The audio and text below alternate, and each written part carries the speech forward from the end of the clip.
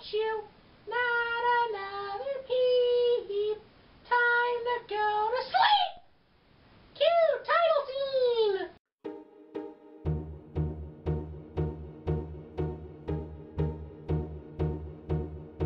Evil Dead. A film that proves that if you have a thing for gore, you still can go to the movies.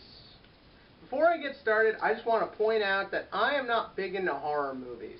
Not just me. You know, I don't really like bad acting mixed with cheap products that kind of are just annoying.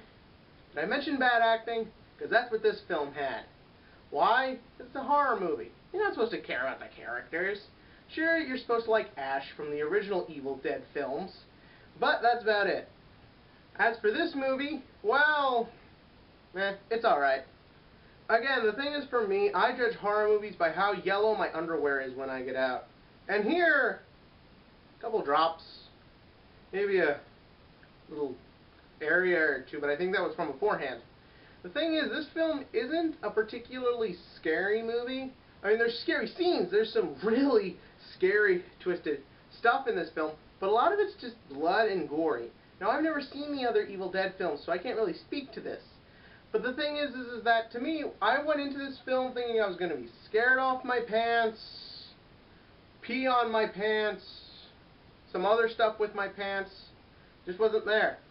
I mean, it was alright. The thing is that, you know, the true horror classics, and when I say horror classics, I mean films like Psycho, Nightmare on Elm Street, they had a certain classy quality to it. That's what keeps the horror genre going.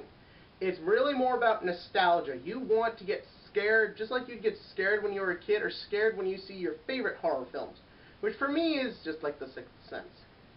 This film really sort of utilized the gore aspect. I know that's a lot, that plays a lot into the older Evil Dead films, but realistically speaking, it's sort of just everywhere. It matches the idea of Saw and some of those other creepy films I never bother seeing, but the only big twist is that here it has that nostalgia factor. And does it get onto it?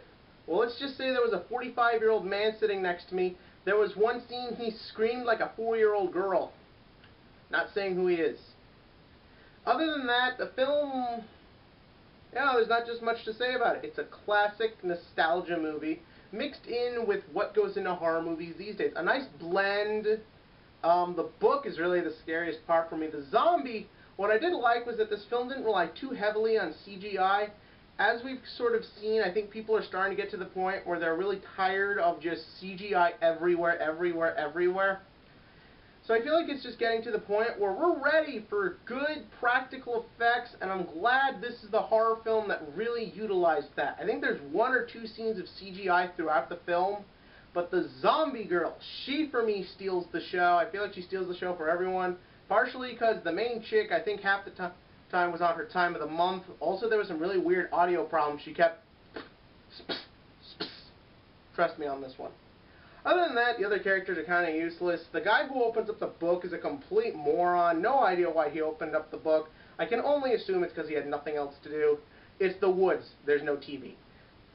Now, because of this, I have decided to base this film more on the nostalgic aspect than the actual scary aspect, because, let's face it, it's gory. If you're a gore fan, you'll love it. If you're a horror fan, you'll like it. If you're an Evil Dead fan, you'll like it.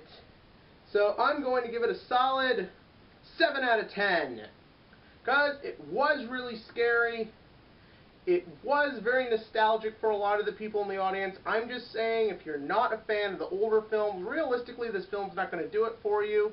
And unless you're a gore fan, this film's really not going to have you coming back to the theater for it.